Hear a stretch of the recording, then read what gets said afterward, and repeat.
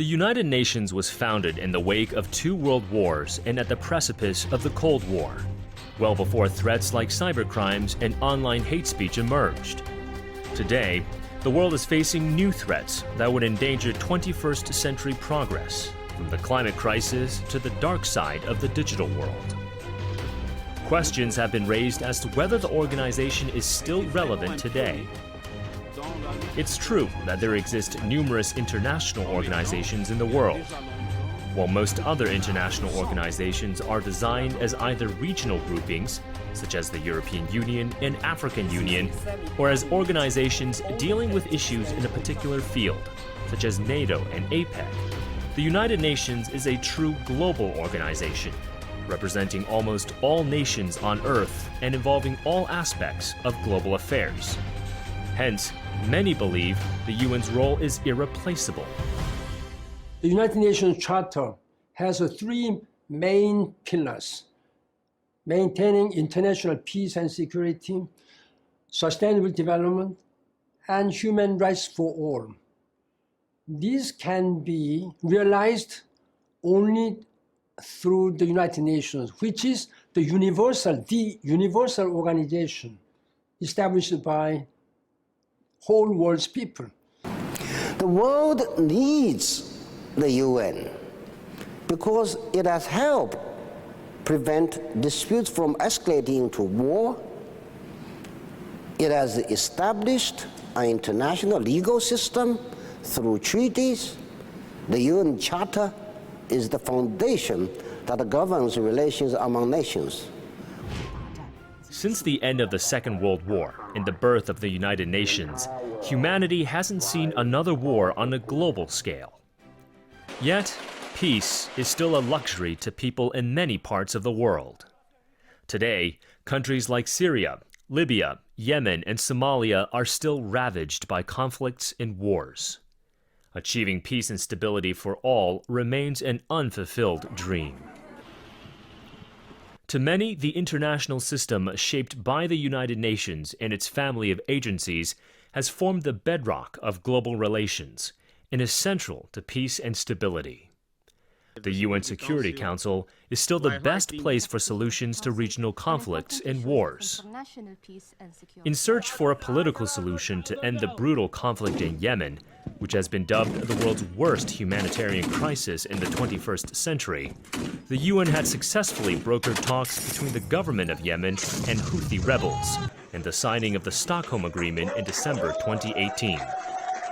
The agreement reached between the two warring parties in Stockholm, Sweden, included key elements, such as the establishment of a demilitarized zone around the port city of Hodeidah and prisoner exchanges.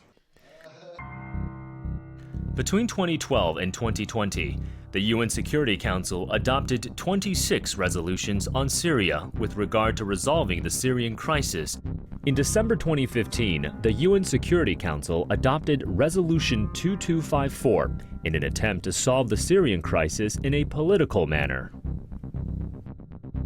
Following 6 months of armed conflict in 2011, the United Nations established the United Nations Support Mission in Libya to support the country's transitional authorities in their post-conflict efforts.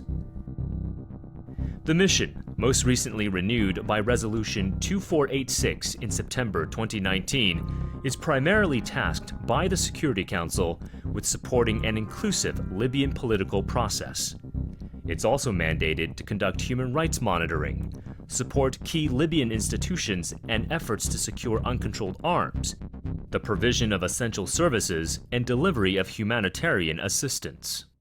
The main motivation for creating the United Nations was to save future generations from war. Since its creation, the UN has often been called upon to prevent disputes from escalating into war, or to help restore peace following the outbreak of armed conflict. By and large, the UN has succeeded in achieving that goal. The world is witnessing an increasing degree of global interconnectedness as well as a rise in borderless challenges. The global nature of such issues requires global responses. Events like the recent outbreak of COVID-19 prove that all nations are in the same boat, and no single country can solve these global challenges. Multilateralism, not unilateralism, is the answer. And the United Nations, founded on the principle of multilateralism, provides a unique platform to search for multilateral solutions. When we face the challenges that we have, no country can do it alone. We need to do it together. So we do not need less multilateralism. We need more multilateralism. We do not need a weaker multilateralism. We need a strengthened multilateralism. We need more international cooperation, not less international cooperation. At a time when the world is seeing the highest geostrategic tensions in years and a growing sense of global mistrust, the United Nations has emerged as an actor with distinct advantages in global governance, with equal representations of its 193 member states under the UN Charter. No, I cannot imagine the world without the United Nations. If national sovereignty is a fundamental pillar of the Charter of the United Nations, nobody wants a global government, but we need to improve our global governance. It may be called the United Nations, but it may be called in different names. But there must be a universal global organization like the United Nations.